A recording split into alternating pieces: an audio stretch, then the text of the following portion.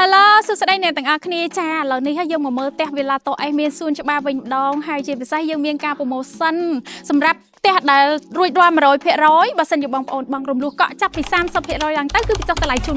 $10,000 ជាមួយនឹងការបងប្អូនពិសេសតម្លៃជូន $15,000 ដូចគ្នាចាហើយជាពិសេសផ្ទះនេះគឺយើងមានទំហំសាច់ដីធំទូលាយដែលមានទទឹង 15 ម៉ែត្រជម្រៅ 23 ម៉ែត្រឯណោះហើយចំពោះទំហំផ្ទះវិញគឺយើងមានទទឹង 8 ម៉ែត្រជម្រៅ 15 ម៉ែត្រចុច 6 ដូចគ្នាចាយើងមានបន្ទប់គេង 3 ហើយនិងបន្ទប់ទឹក 4 ចាកន្លែងនេះគឺជាសួនច្បារនៅចំហៀងផ្ទះយើងធ្វើជាកន្លែងកញ្ចក់អង្គុយលេងនៅខាងមុខក៏មានហើយយើងមានតងជាមួយនឹងដើមឈើហើយនឹងផ្កាដែលយើងដាំនៅក្នុងនេះគឺមានលក្ខណៈស្រស់បំព្រងខៀវស្រងាត់និងឈៀលតែម្ដងចា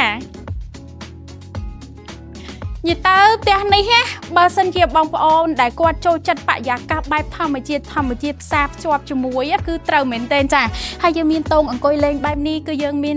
អាចយកខ្យល់អាកាសពេលល្ងាចអីអញ្ចឹងទៅណាគឺយើងអង្គុយនៅក្នុងផ្ទះរបស់យើងតែម្ដងចានៅកន្លែងនេះក៏យើងមានកញ្ចក់មួយទៀតចាកញ្ចក់នេះគឺយើងមានបំពាក់ជាម៉ាស៊ីនត្រជាក់រួចជាស្រេចមានសាឡុងមានភ្លើងនិយាយទៅគឺភ្លើងអំពូលរចនាម៉ូដយ៉ាងស្រស់ស្អាតតែម្ដងដែលធ្វើឲ្យខ្យល់អាកាសធាតុយើងអង្គុយលេងអញ្ចឹងទៅគឺយើងខ្យល់អាកាសធាតុពីខាងក្រៅមកគឺប៉ះអារម្មណ៍និយាយទៅគឺធ្វើអារម្មណ៍ស្រស់ស្រាយតែម្ដងចាតោះកុំឲ្យខាតពេលយូរយើងទៅមើលខាងក្នុងផ្ទះទាំងអស់គ្នាថាមានលក្ខណៈស្រស់ស្អាតបែបណាចាបណ្ដោះកន្លែងនេះយើងមានចំណតឡានបងប្អូនអាចដាក់ឡានបាន2ឬក៏3គ្រឿងឯណាចាគឺធំតលីសំល្មមយើងដាក់ចំហៀងខាងនេះហើយយើងអាចមកដាក់ខាងនេះក៏បានដែរចា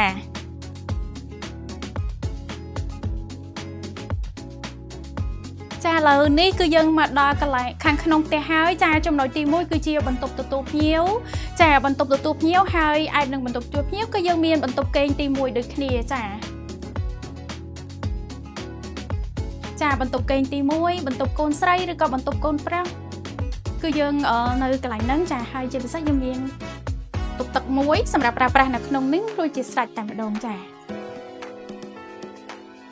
ឡូវយើងមកមើលបន្ទប់ទី2ចា